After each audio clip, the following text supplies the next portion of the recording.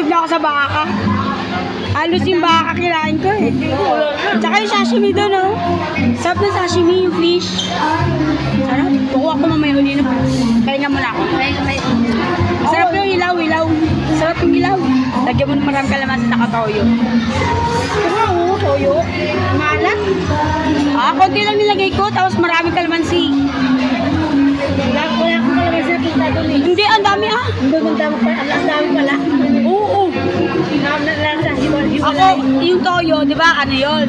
Dahan-dahan ko lang siya, hindi ko binigla. Dadami.